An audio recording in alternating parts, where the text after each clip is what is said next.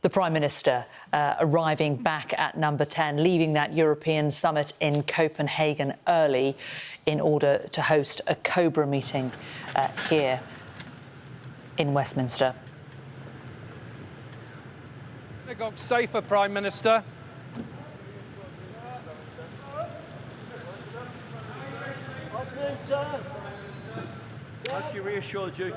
Well, no words from a stern-faced Keir Starmer as he walked into Downing Street there. John Craig valiantly trying to ask him a question.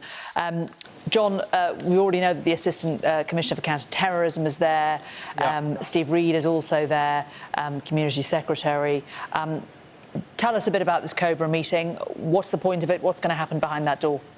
Well, also the other person we've just seen, I don't know if you spotted, a tall, curly-haired gentleman, that's Jonathan Powell, a major figure in the Blair years. He'd been brought back he was Chief of Staff under Mr Blair, former Washington diplomat. He's now the Prime Minister's National Security Advisor, a key figure in all this. He will be one of the people briefing the Prime Minister on what action needs to be taken now. You talked to Jane about the Prime Minister's body language there.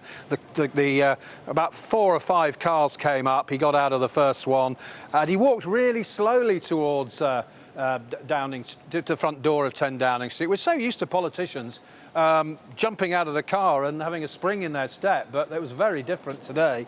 Clearly a very solemn Sir Keir Starmer, and obviously it's a solemn situation and a real security crisis, a terrorism crisis, we now know. And well, we may get some more arrivals here, but so far we've got the police chief, Assistant Commissioner, who did the briefing a short time ago over at the Yard.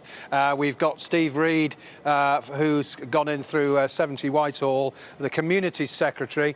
I haven't yet seen Shabana Mahmood, the Home Secretary. She's bound to be involved, as are a number of other senior ministers, no doubt.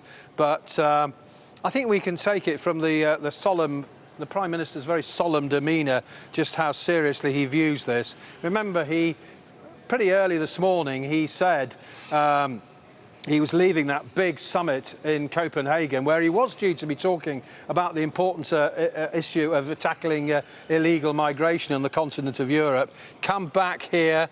Clearly, as we speak, he'll be being briefed on the very latest on what was said at the Metropolitan Police briefing a short time ago.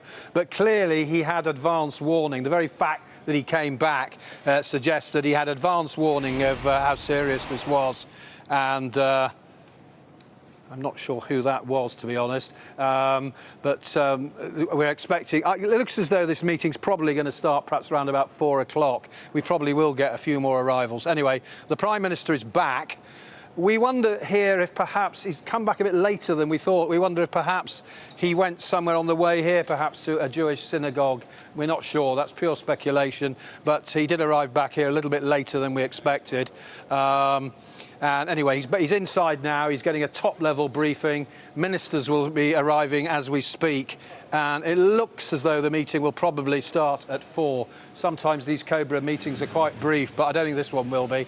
This one will be a big meeting. This is a real crisis, a dreadful incident in a Jewish synagogue on the holiest of holy days.